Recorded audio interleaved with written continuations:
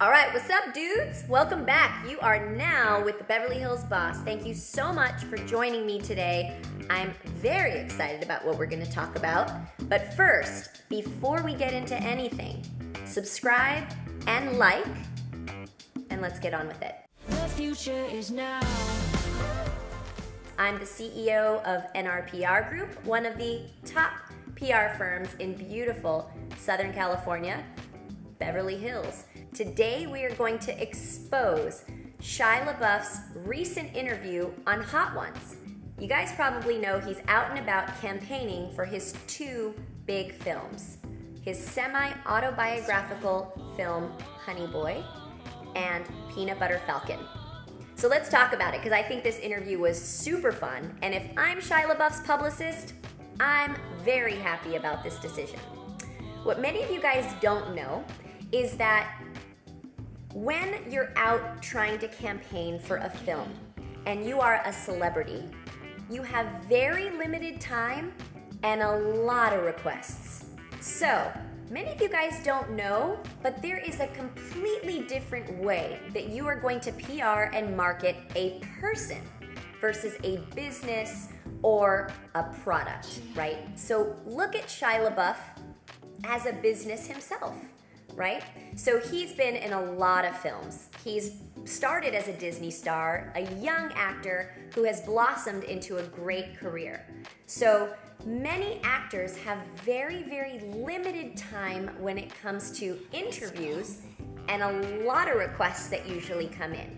So with his two upcoming films, he has to decide where he can spend his time, who he should talk to, and I love that his PR person said yes to Hot Ones. Why? Because this is a total platform for Shia not only to talk about his films, but to show his fans who he is for real in front of a camera. When you're an actor, you put on someone else's face, you take on someone else's persona. When you're yourself and you get to interview, you get to be yourself, which is super cool. So when I was watching the interview, I noticed that there were a ton of different choices of hot, spicy sauces to put on his food. How many of you guys actually like spicy food? I do. If you do, let me know in the comments. Let's see all the spicy lovers. Okay, cool. So Shia had to dabble in some of the spices. His eyes started tearing up.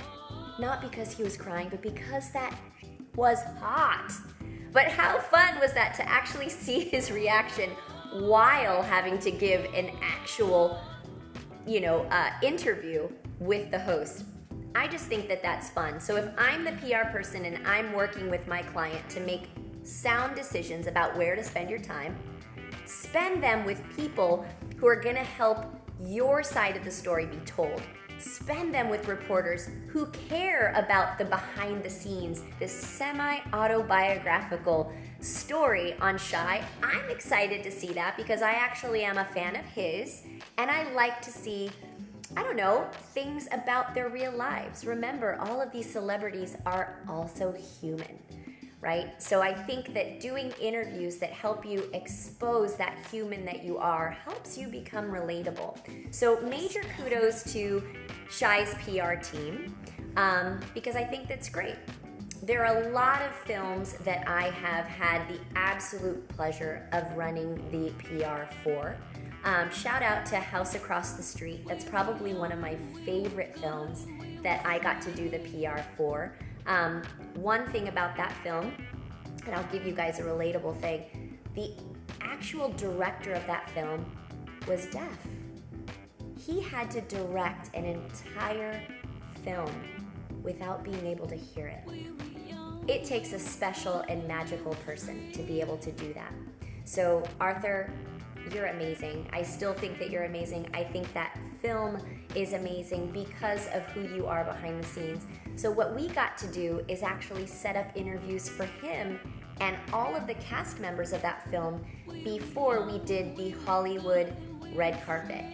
And a little bit of history, this was the first red carpet where deaf media and actual media who could hear were on the red carpet together doing that and doing interviews at the same time.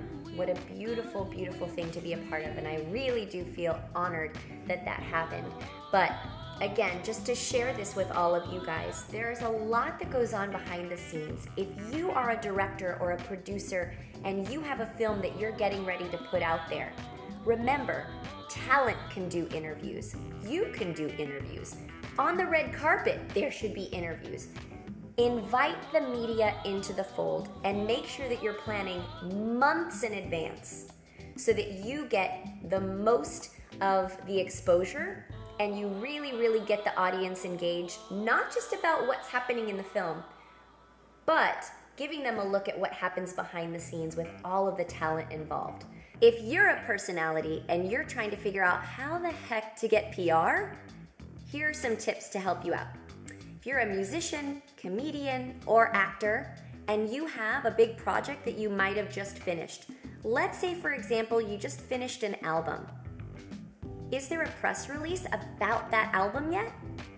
There should be something formal that you put together about this amazing project that you should be so excited about.